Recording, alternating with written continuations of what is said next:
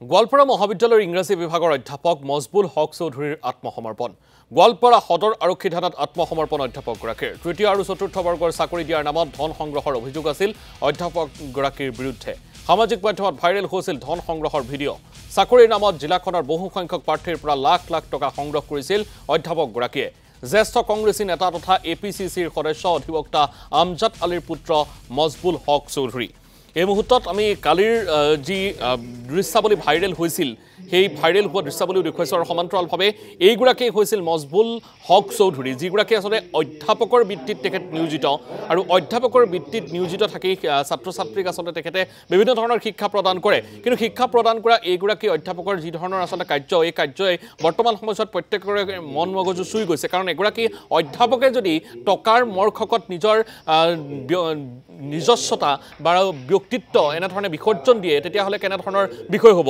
যিহেতু বৰ্তমান সময়ত এইগৰাকী মজবুল হক চৌধুৰীয়ে আত্মসমৰ্পণ কৰিছে, এই সন্দৰ্ভত বিতং তথ্যৰ বাবে আমি ফোন লাইনত সংযোজিত হ'ব বিচাৰিছোঁ গোৱালপাৰাৰ সংবাদদাতা বিশ্বজিৎ দাস আপোনাৰ সৈতে। বিশ্বজিৎ দাস, সমগ্ৰ বিষয়টো আচলতে অতিকৈ চিন্তনীয়, কাৰণ এগৰাকী অধ্যাপক, যিগৰাকী অধ্যাপকে সকলোকে শিক্ষা প্ৰদান কৰে আৰু তেখেতে এনেধৰণৰ কাৰ্যত নিমজ্জিত, কি ক'ব?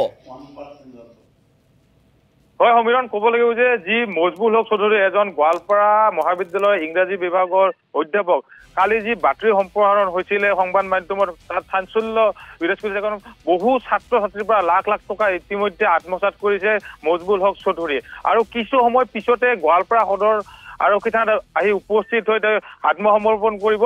এতিয়ালৈকে আহি পোৱা নাই। মই ইতিমধ্যে যিটো গোৱালপাৰা সদৰ আৰক্ষী থানাত সন্মুখত উপস্থিত আছো আৰু কিছু সময় পিছতে আহি উপস্থিত হ'ব। আমি জানিব পৰা মতে ইতিমধ্যে আৰক্ষীৰ এটা দল যি গোৱালপাৰা সদৰ আৰক্ষী ভাৰপ্ৰাপ্ত আৰক্ষী দেৱজিৎ দাস ইতিমধ্যে ওলাই গৈছে।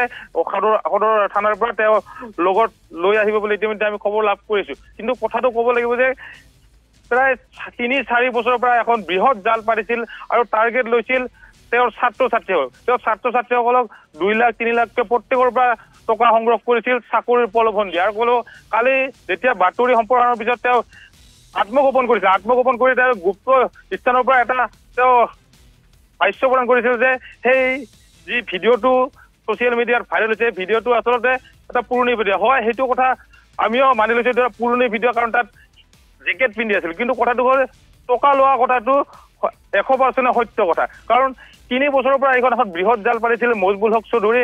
কাৰণ সেই বৃহৎ জালত বহু ছাত্ৰ ছাত্ৰী ইতিমধ্যে ফচিছিলে। আৰু তাৰ কালি যেতিয়া বাতৰি সম্প্ৰসাৰণৰ পিছত বহু ছাত্ৰ ছাত্ৰী বা অভিভাৱকে আহি গোৱালপাৰা সদৰ থানাত এজাহাৰ দাখিল কৰে। তাৰে এজাহাৰৰ ভিত্তিত গোৱালপাৰা সদৰ আৰক্ষীয়ে কালি অভিযান চলায়। কাৰণ তেওঁ আত্মসমৰ্পণ কৰাৰ কাৰণে তেওঁ নিশা আৰক্ষীৰ লগত যোগাযোগ কৰে। তেওঁৰ পিতৃ যিহেতু এজন অধিবক্তাজনে গোৱালপাৰা উচ্চপদস্থ বিষয়াৰ লগত যোগাযোগ কৰাৰ পিছত আজি কিছু সময় পিছতে গোৱালপাৰা সদৰ আৰক্ষী থানাত আহি উপস্থিত হ'ব আৰু আত্মসমৰ্পণ কৰিব।